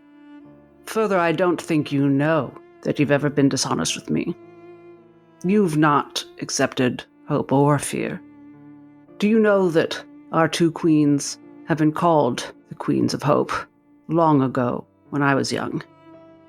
I think the idea that this sort of rings bells, but is maybe a little bit curious to Lemma. And genuinely, he might never have heard that. It's very old. Yeah, he just inclines his head. You're going to need to accept some aspect of life, whichever way you seek to deal with death. And you're not accepting your own reality, Lemma. Which I understand, because you have been dealt with very harshly. For now. I'm very happy to have you here. He steps back, and he says, am I to understand that I will remain here and join the journey to Coramel? Tomorrow, yes. Thank you, Primer, and he leaves. Lemma, stop. He stops, his back to her. Nothing in your situation has to be permanent. I don't know. I cannot make you promises about your family and your community. Please be open to what you have here. We might be able to create something new, to forge something new. But you have to be open to what's in front of you. You have to turn your head and look. That's all. You can go. He turns his head, looks her dead in the eyes, and says again, thank you, Primer, and leaves. And night falls, and the sun rises. As usual, one of the first things you hear in the morning, along with the rooster, is Soren whistling and singing to the horses in the stables. It's a little quieter today, the more perceptive of you notice. Mantua sends you off, and you are in a cart with two horses along the Oxgang Road, a small but wellish maintained road, roughly a day's journey to Coramel, towards the center of the realm of Lacuna. The sun climbs, appearing to be a lovely day, only a few clouds. Soren is talkative as usual, telling you yet another story from some job he's done or life he's lived that makes him sound far older than he seems to be. As we get towards noon and you're further along, you can no longer see the conjuries or really any fortifications, buildings, etc. He's very vigilant. He quiets a little. He's clearly looking around. I think Evelyn sits up front with Soren to engage with those stories. But at the same time, she's got like a little mini book and a little notebook, and she's working on a translation of something just sort of in her spare time. But she's also keeping up the conversation, and anything to not have to relate to anyone her own age is a good distraction. So Soren being a little bit older, that it's what's keeping her from panicking on this trip. So you grew up on the lake, on the Vespertine Lake. That is good Yes. for fishing. It is not as good as up by Boreas on the bay, but it is still very good for fishing if you want to own your own boat, because it is smaller. You can get your own little boat and make your own business. You don't have That's to. what I understand. There were many little fishing villages all around the conjuries there. That is good. Did you know many fishers? Because I know a few. I mean, obviously, since I was there, it was a long time. It was a long time ago, though. So, and you are young, so we probably don't know the same fisher. Probably not. I sometimes just made my way through there and said hello to people and got to know them and a little bit. But they're always very busy. And of course, they work very, very early hours. And by the time I would come through in the afternoon, most of them would be having their final meal and settling in for the day.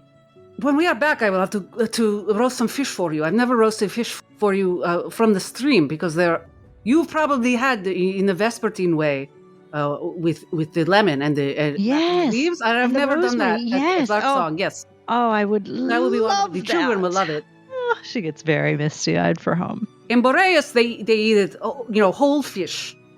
I know. Whole I fish don't like it with all the bones. With the bones, I don't like the head of a fish. I think it's very disconcerting, isn't it? Yes, it is. That is the word. I could not remember. Disconcerting. Thank you. Yes. You know so many words.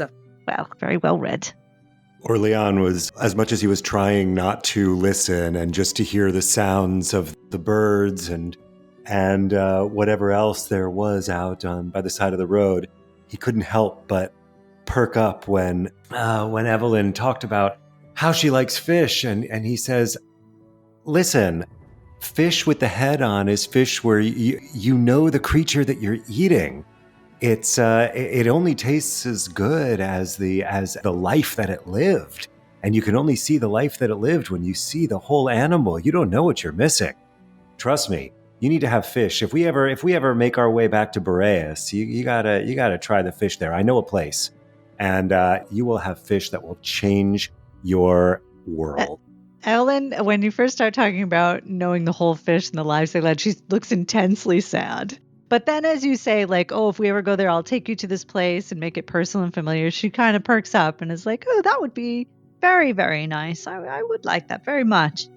I do like to try different things. OrLeon, I did not mean to insult your hometown delicacy. I know Boreas has excellent food. The bread, the bakers in Boreas, is the best bread I ever had. I worked next door to a bakery in Boreas when I was working for a tailor. I was not, sewing, but I was doing deliveries from the tailor shop because I worked for the person who made the needles. Is a whole story. But the bread next door, that's my favorite part, was going next door to get the bread. So I'm sorry, I have a thing about the fish heads. If you were making deliveries in the cart traffic in Boreas and you survived to tell the tale, I know we can trust you getting us safely where we're going now. Evelyn looks panicked that there was ever any question of us getting there safely. Soren laughs a little weirdly. We arrive at the town of Carmela. It's not quite sunset. Getting there. It is a lovely mining town. Like Amber said, it is in fact silver mining. Those who were very interested, but not in fact a very large mine. There's not that much evidence of it. The silver mine's a little bit of a ways out of the town. As it's approaching sunset, you see people going about the end of their days in the small town square, talking to each other. It's been a lovely day, so people are outside. Some are having supper on the front of their homes, stoops if they have them. Do people take notice of the cart coming through that we're strangers? Like, how small certainly. a town is this? It's fairly small, like small period, not very small. Rare, not medium rare. Yes, and absolutely, the cart arrives. You were expected, but you were expected a day or two from now. And Soren finds a stable. You ride past, recognizable buildings, like that's probably a schoolhouse, that's probably a tavern, that's probably a small shrine to the two queens, which do exist in small towns. And there's a stable, a barn where people tie up their horses and put their wagons. someone has clearly gone to fetch someone who has gone to fetch someone else. And by the time Soren is done, a man who was clearly in the middle of his own supper and who is wearing a long robe. There's not a uniform of a poet, but it looks kind of poety. It's honestly a little bit, I think, similar to Lemma's style. Wrap tunic. Yeah. He's a man in his 40s, some salt in the pepper of his hair, and a fairly neat beard. And he is hurrying over to you, trying to, counting people and figuring out what's going on, of why you're here. Yeah. 2 or 3 days early. Poet Hawthorne, I assume? Yes, that's quite correct. If you're Primer Mantua, you've gotten very good at illusion magic since last we met. Oh no, Prima Mantua hasn't come with us. Was she expected? Yes, that was our correspondence.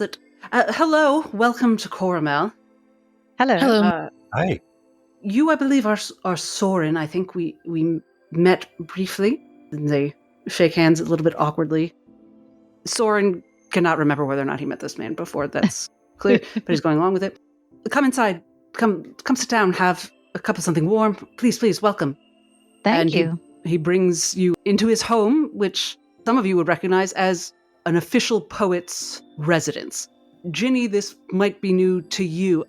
I don't know if your town, Hornsbend, I believe? Mm-hmm. I don't know if you would have had this since your community didn't always have a poet. It's like a rectory for some places. This is the home that our hearth poet always has, and that's where Hawthorne lives. So it's not necessarily that he's from here. Maybe, you don't know. He could have been assigned here, or he could have wound up here. Some poets start out as windward poets. They travel the land, and then they kind of, they find their spot. They find their true home. There are a lot of different ways people become hearth poets. This is his town now, and you're in his cute 2-room stone cottage.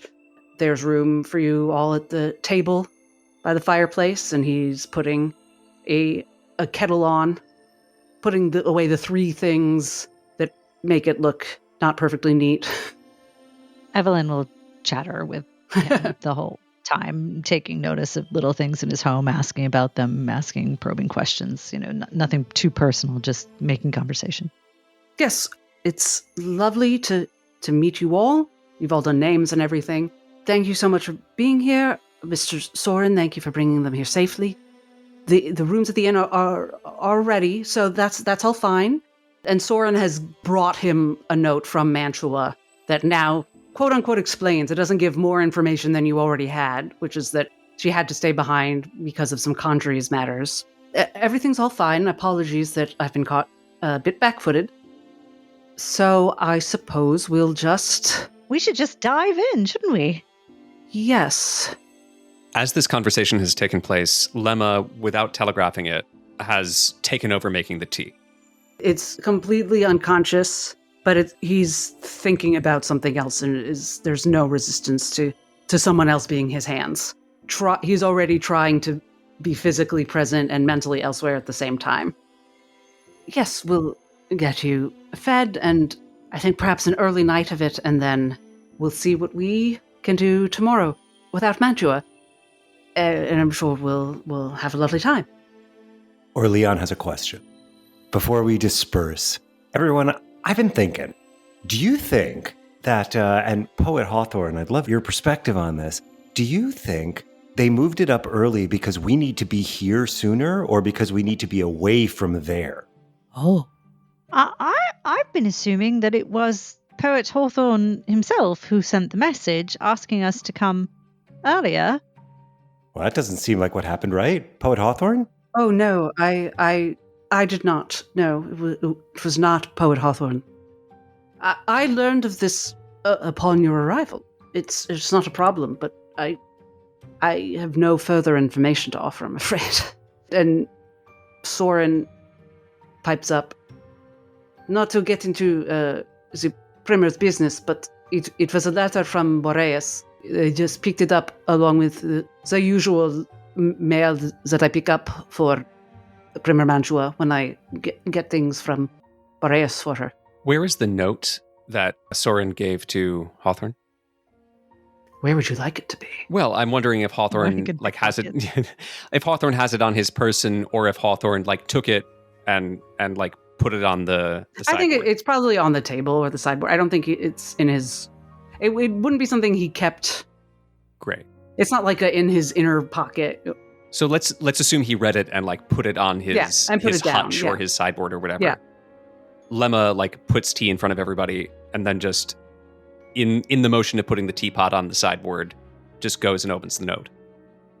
Dear friend Hawthorne, my regrets that my charges are greeting you several days early and without me in their presence. Unexpected events demanded my attention here at Larksong Conjuries, and I had to make an alteration to our plans. Soren is more than capable of looking after their safety on the roads, so that needn't trouble you. I trust you'll be able to give them a glimpse at your day-to-day lifestyle and what it is like to be a hearth poet. Apologies again, and please let me know if there's anything I can do to thank you for this favor. Yours ever, Primer Mantua, Laureate. Lemma just takes the open letter and places it on the table in front of everybody and slides it over to OrLeon. If you ask me to read it again. Lemma says, I found the fifth word especially interesting. Okay, so I've got two questions. The first is, what happened at the Conjuries that's keeping her there? And the second is, our safety on the road? Was there any question about our safety on the road? As a GM, I am going to step in and save you some time on one thing. Yeah. What happened and what was in Mantua's, the letter Mantua received, would have been something to investigate while you were at the Conjuries. No one here knows. Right. You're not going to be able to get information on that while you're here. It is a good question, but maybe you can investigate it when you return. Yeah. Yeah, and that comes to the second one, safety on the roads. I don't want to lead you astray.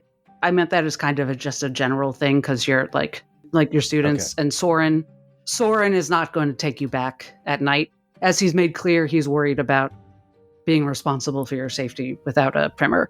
So you can go back tomorrow, but you can't go back tonight. Yeah, that's what Evelyn is posing to the others. Do we think there's something? I thought we were coming here to do something specific, but it's just to sort of observe and things. And if something's going on at the Conjuries that is more important or dangerous, or would someone like to give me some sort of check on Poet Hawthorne when you say that? What is Hawthorne's emotional affect? Is it anxious, or is that what we're checking for? Has something awful happened? And actually, I think the first part doesn't need a roll. Who's interested? Who is looking at Hawthorne? Everyone. Well, now I've said it. Can't unring that bell. He had wanted Mantua to be here. There was something. In her letter, she's saying, let's not worry. We can't worry about that right now. I don't think you knew if Mantua knew that. Yeah. But he clearly wanted Mantua's help with something. Yeah. So right now, in our discussion about maybe we should go back because there's something going on there, and this doesn't seem that important, he's hesitating. That's the thing that maybe you should roll on, is his attitude towards you guys. Okay. I think it's clear that I really wish Primer Mantua were here. Yes, I rolled a 1, but that is my strange patterns number for the day. So I'm going to take a hope, even though that's dismal failure for figuring anything out of what's going on with. So that's what it doesn't mean you succeed. It just means you it just get a nice means I little can either clear a treat. stress or gain a hope.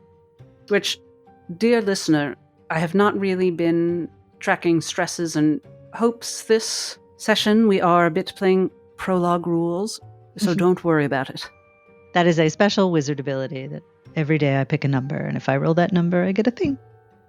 Primer Mantua wanted us to be here. Going back, wouldn't that just be wasting time? Shouldn't we stay?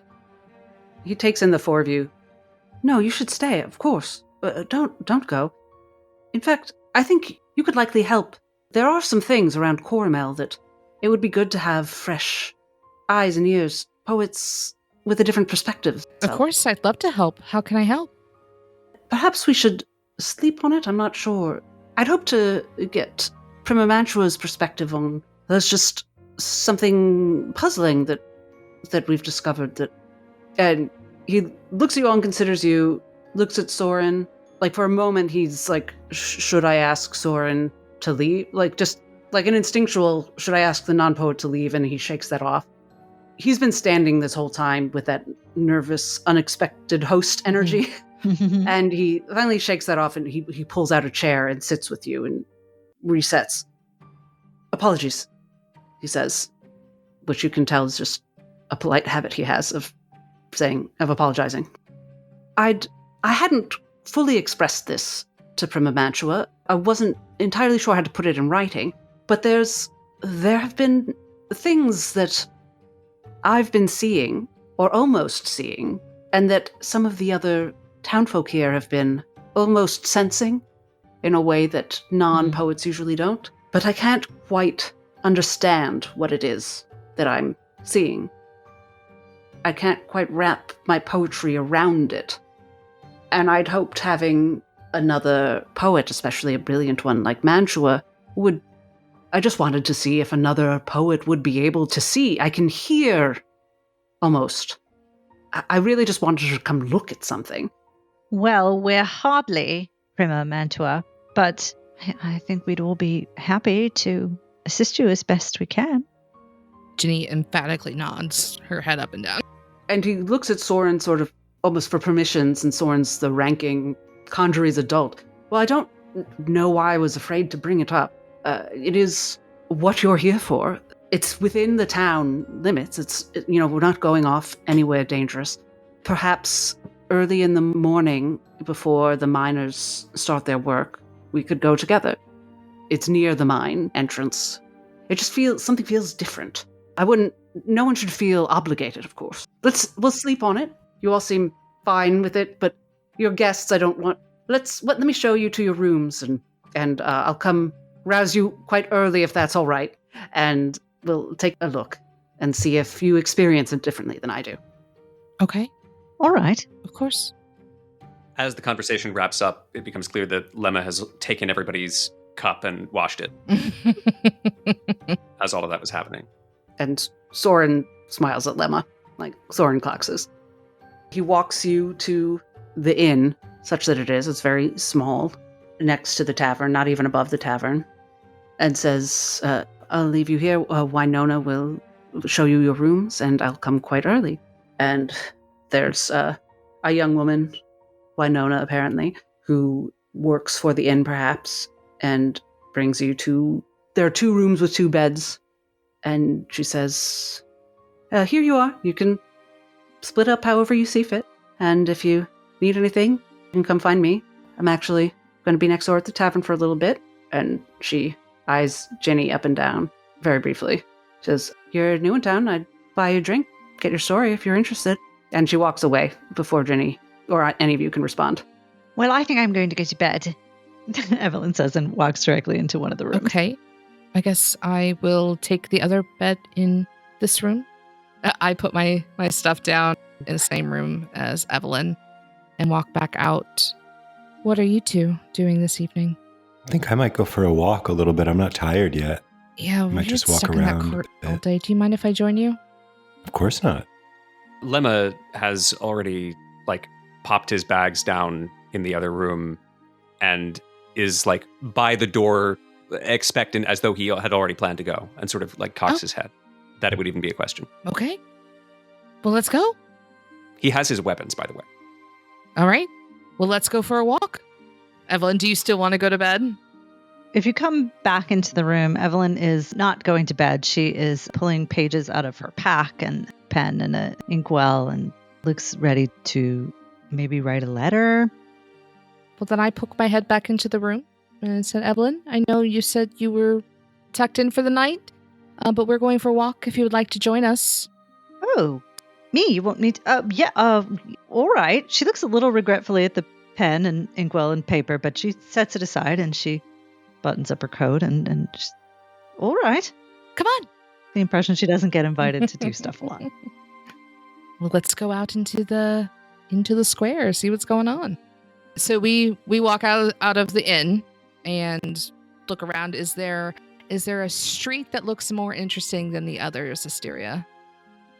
Not really. There's one street, I think, that goes to... So there's a little hubbub in the tavern, and then there's a street that I think goes obviously towards the mine, but there's other stuff en route. Mm-hmm. There's like one larger building that... Who grew up in a town? You did. I did, yes. That you would probably guess is sort of like an all-purpose building for larger gatherings. Okay, like a town hall. Yeah, like a town hall. There are more homes and businesses such that they are, like the tradespeople would have their shops down that way. Okay, and does the other way go out of town? Yeah. Okay, well, looks like there's just one way to go. And there are like little side paths, to other rows of houses and such. Maybe we should go near the mine. Yeah, I mean, we're going to have to see it tomorrow anyway. We might as well learn the way. That's what I was thinking. Okay. Sounds like a good idea. All right. We start trying to navigate our way in the direction of the mine. It's after dark now, but there's a moon. There's some lanterns in the houses. You can see where you're going. You walk towards the mine. As Ambrose had said, there's not a lot around here. You're not heading towards a mountain. It's a mine in the ground. There's an uphill and you're going downhill towards the cave that was excavated. Okay. If that makes sense. Mm-hmm. And as you're walking, everyone give me a perception check or the like. Still doing prologue, 1 dice. Okay. Mm-hmm. 1 die, please. 13 altogether. 11. Plus, is this +2 for Poets of Lacuna, or? I mean, 13 and 11 are enough. Winona rolled poorly. I rolled a 4. That's what Winona rolled on her attempts to shadow you stealthily. Oh. As you approach what is clearly the entrance to the mines, and you wonder where in relation to this is the thing that Poet Hawthorne was talking about. You don't know. I don't think you know what you're planning to do here. Maybe you do. We're just trying to learn the way to mine. You're just looking. Yeah. Hear rustling, and perhaps you engage your poetry, or perhaps you just literally turn your head and look. Is someone there? Yeah, I turn and look. Is that She tries to muffle her little cry, and there, jumping backwards out of the shadow and the shrubberies, is Winona, who was following you until a lizard ran right up her leg, scared the hell out of her. And this... Are we fighting the lizard? Yes! Get that asshole lizard! What a creep! Ginny, Yes. would you describe Winona for me? She's pretty cute. She is pretty cute. I did notice that when she was talking to me before. She is a petite woman, but has a very, though she be but little, she is fierce kind of aura to her. Curly, dirty blonde hair and dark, very cunning eyes. She's small enough that she should be able to blend into the darkness, but for some reason, she just can't do it. Yes, and those eyes betray enough cunning that she knows there's no point in bullshitting you all. She's smart enough to know when the jig is up. And she looks at you all and dusts off her skirts, says, "What are you four doing sneaking around in a strange town after dark?" Just learning our way around. OrLeon says, "What are you doing following 4 strangers sneaking around in the dark, Winona?" I was snooping after the first interesting people I've seen in 2 years. If you're trying to steal our silver, you're better off with the forks and spoons in the tavern. Oh, we would never. What a horrible thing to think. We wouldn't do that to you. Well, just saying, it's a lot easier than prying it from the walls of the mine with your bare hands. That's all I can think of. Well, I'm very good at prying things out of walls with my bare fingers, I have you know. But no, we were not trying to steal from you. Winona looks at you like, that sounds like that should be a double entendre. but I'm not quite seeing it. Ginny stammers. I'm just saying I'm very strong, okay? Oh, right. You guys are poets, right? Everyone's saying that's why you're here, that you're from the what's it called? The Conjuries over in Larksong. Is that why you're visiting Hawthorne? We're revising poets, yes. Right. Are you doing poetry at our silver? No, Well, not we're really yet. just looking around. But we're supposed to do some poetry around your silver tomorrow, but we don't know why. Has anything strange been going on here lately? Oh, you're here about the thing? What thing? Ooh, what thing? Yes. Well, I don't know what it is. I'm not a poet. But everyone's talking about it. And What did they say? she points, and you see 10 feet past the mine entrance, there is a much smaller entrance, much smaller little cave entrance that has obviously, you can see where vines were hacked away, that it was recently uncovered. When did that happen? We found it a month or two ago. That's some sort of shrine or tomb. I mean, A shrine to what? nobody knows, not even Hawthorne. We can tell that there's something there. Like he says, he can sort of hear words, but doesn't know what the words are that he can hear. But it feels like he's talking about hearing words that are written. He doesn't mean there's a sound. It's just how he is a poet. He talks about hearing things. Evelyn looks to Lemma, thinking about what they experienced when looking at the image in the art book. That feeling of knowing that they were words but not being able to understand them. She mentioned the word tomb. I think that kind of locks Lemma into listening to this space more. Does anything about this space feel redolent of a grave site or a place where people passed? That depends. What is Lemma open to in this moment? Would an elegist know, or would a poet know? I think there's that part of Lemma that he always thought was just part of being an elegist that was always a poet. All right. That is, he's not really thinking right now about his circumstances. He's just hears the word, basically hears the context of this is a place where those who died are remembered. And a part of him Here's what I will reaches tell you. out to find out more. You think about Cathania looking at that book, seeing a skeleton and saying memento mori. And as you're trying to feel, is this a tomb? And you just hear the word, especially as this girl Winona has talked to you about, has just said, oh, Hawthorne, his poetry, he hears things. It doesn't necessarily mean it's actually a sound. She doesn't know. And you hear the word in your head, bones. Not a voice you specifically recognize. It's not your own voice. I don't think you think of it as a voice per se, but the word you hear very clearly is as though an answer to your question. You hear bones. Lemma approaches the opening. Oh, be careful. Go for it. You're the little devils on your shoulders. Yep. And Evelyn, angel and devil I on the think you shoulder. just, I'm going to say you remember as you say, be careful. You remember saying that to Cathania and her saying, no, thank you.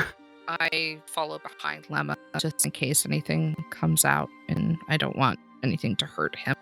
I'm following as well, just because I'm super curious Who's last? and drawn to some of the same things, drawn to the mystery and drawn to the presence of death, I think. I'll be last and sort of looking behind and around. You look behind and see Winona, who says, I didn't even have to ask. You guys are interesting. So it's not cramped small. It's not like a full cave, but people have clearly worked on clearing it. We can't go two at a time, but, you're not worried going one at a time. The tallest of you maybe has to stoop a little bit. And you hear Winona, gets a little dark for a minute, and you hear Winona from behind going, don't worry, it's just a little further. And one of you might think it's weird that there would be light at the end at all. Lanterns would keep burning. But then you remember they have a poet. He probably did magic about it. Someone tell me what they're thinking in this moment before we come out of the other end. Evelyn is a little suspicious of Winona, who is suddenly like, yeah, no, go further into the cave. And so she kind of steps back and gestures for Winona to go ahead. And Winona's like, oh, all right. And you can sort of squeeze past each other, and there's a little bit of... Do I give her the front or do I give her the back? Yeah. I think it's sort of a moot point for Lemma, because he is like really more interested and engaged and fixated than any of you have ever seen him. He seems really drawn to whatever is in here. So he is leading. Yeah. And Ginny's like, I don't think we should be in here, but I don't want to leave Lemma on his own just in case anything happens. I don't want anything to hurt him. So, Ginny, you also feel a little bit of that feeling that wasn't hot or cold. Okay. That you got off of that strange beast. Okay. And you remember, you don't feel it again, but you suddenly remember that hand that held you back. You're wondering, can I feel it? Or am I just remembering it? You know, you never felt it as strongly as OrLeon did. Right. Brought to your mind in a strange way. Okay. Very uneasy. I was uneasy then. I feel uneasy now. We're also in a strange place with a person that we don't know. And we're walking into a strange cave. We're such teenagers. This may as well happen. Yeah. So let's just... OrLeon, you feel that feeling over you like heat. Yeah. The feeling of like waves of it. The feeling that had been a hand. You now realize that was not Cosmene that turned your head. Okay. That was Cosmene who flicked your ear. This is someone different, it's an interesting sensation. I look back at OrLeon because he was there last time I felt this.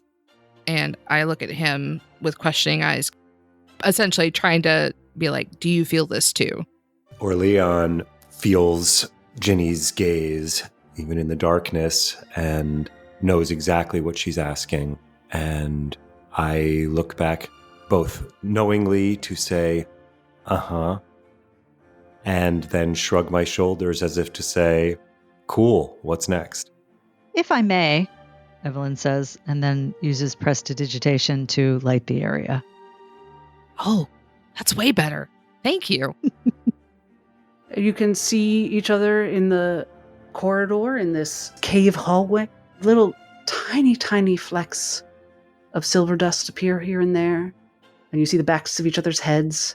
And you see as you turn that you are opening up into a circular cavern. Not perfectly eerily circular, not smooth, but almost eerily circular. Rather circular. And it was lit, but prestidigitation makes it better fit for human eyes, by far. And you can see immediately why shrine or tomb, that's the effect, know for sure. But we have a very high-ceilinged, very wide circular cavern that you are at one end of. There is an archway. Underneath is a large statue, perhaps? The form is fuzzy to you. For Evelyn and Lemma, it is very like the text in that book that you knew you could not make out. On the archway above it, there are what you understand are probably 4 engraved words, and you can read 2 of them. The middle 2 words are will, W-I-L-L, and fortune. As you gaze up, Winona follows your gaze and says, yeah, Poet Hawthorne says there's maybe writing up there, but he doesn't know what. He could hear that there's words, but he doesn't know what words or even if they're in a language that exists anymore. There's something written at the statue thing, too, that he couldn't make out. Well, show me. So will and fortune, that's interesting because they're kind of opposites, right? Because will is like a human force and fortune is... determination, fortune, random. Random, yeah, what happens, right? Contingency. So Evelyn says, show it to me. And Winona, kind of excited, You're on this cave perch, got some real poets. And she says, yeah, come here. And takes you to the foot of this massive, again, we're assuming it is a statue or sculpture. As you get closer, it seems like there's probably other stuff on the far sides of the room that's hard to make out, certainly from a distance, that might be hard to make out from closer. But Len was really excited about this. There's there's a bunch of text here that he can't read any of it. And you can read all of it, Evelyn. Has anyone gone up with her? I think Lemma, because that's the most funerary-looking object in the room, is immediately interested in it as well. Evelyn would just start reading it out loud because she's 18. To set the scene, Stupid and has never seen Scooby-Doo. It's 4 lines. There's no blurred text. There seems to be a blank space at the end, but it's truly just blank. It doesn't smooth. I'll read it aloud so everyone hears the same thing. What Evelyn reads This is on the pedestal of the statue? Yeah, you would guess it's a human form. It's very large, and your mind can't really comprehend it or put the shapes together. But you look at the plaque, basically, at the bottom, and it is perfectly clear. And this is what you're told poet Hawthorne could not interpret at all. Inscribed, chiseled in, plain as day. Bones is all they hear, those bloodless bards of story. But if you've not known fear, you never will know. Glory, Evelyn says aloud. You say glory. And as you say it, the cave crashes in on us. You all hear the word glory in your minds. Pain shoots through you all, rooting you to the ground, as above you on the archway, the 4th word, like the reverse of crumbling, the word glory appears.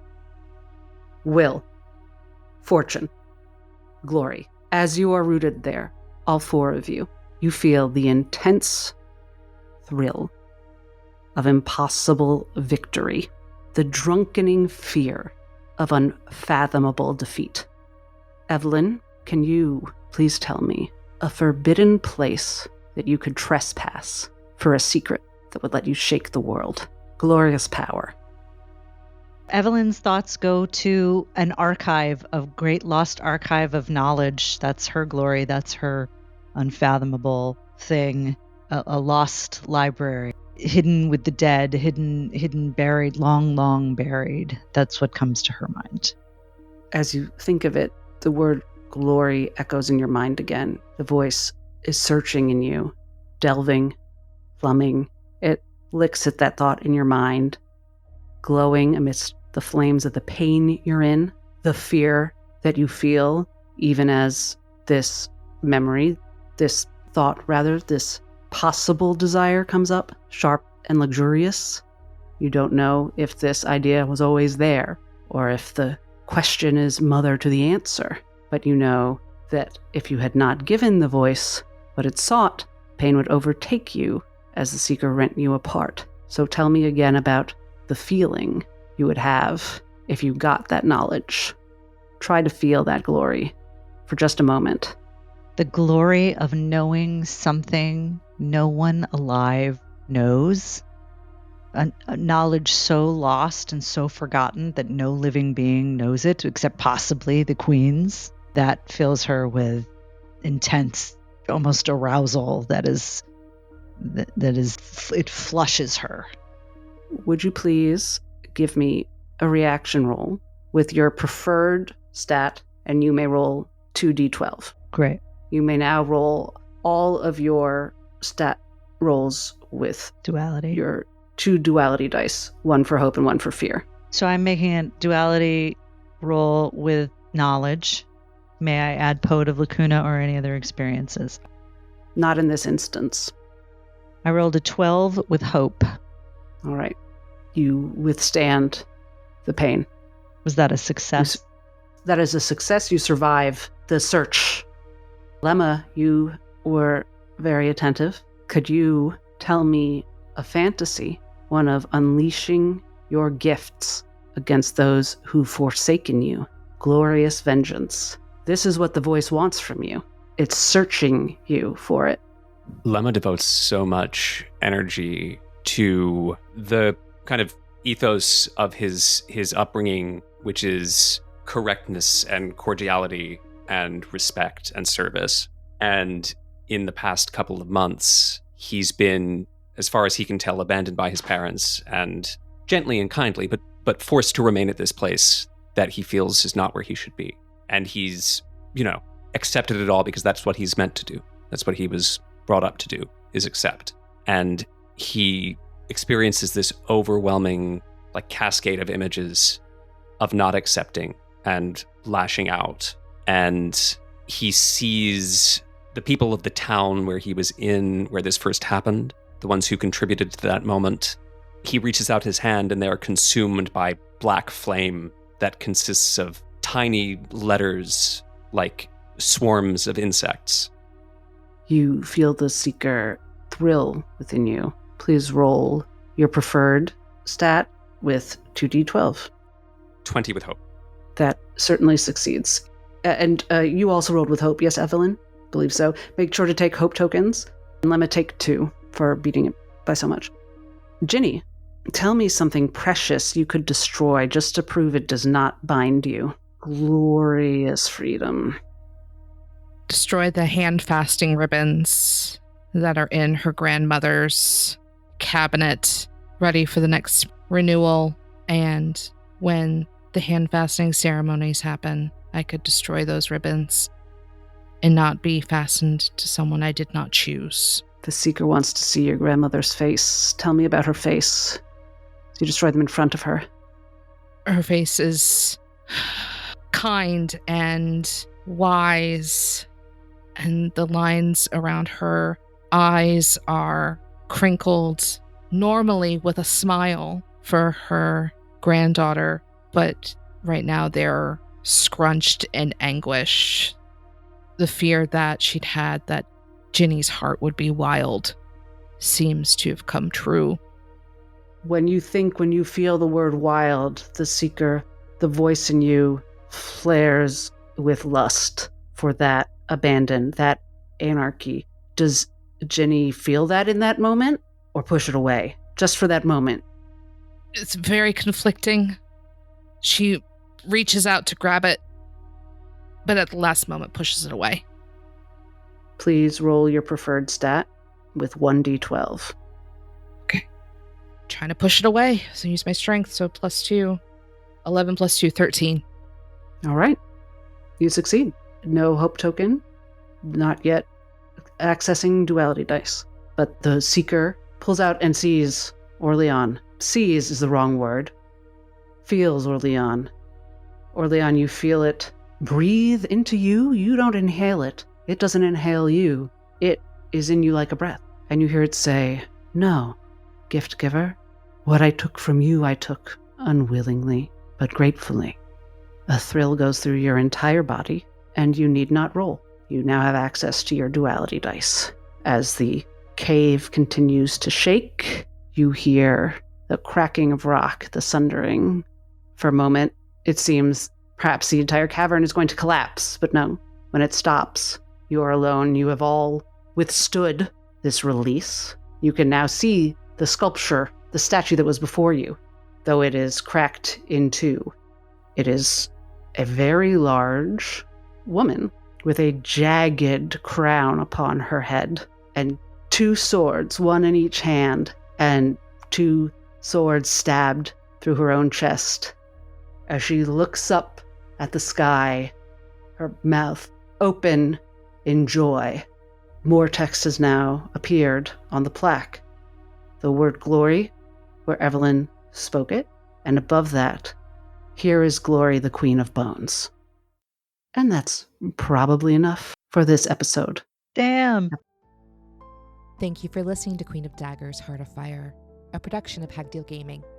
If you like what we're doing here, come say hi on Blue Sky or TikTok at Hagdeal Gaming and leave us a review. We'd love to know what you think. And remember, as a wise person once said, If you travel far enough, you'll see a skeleton everywhere.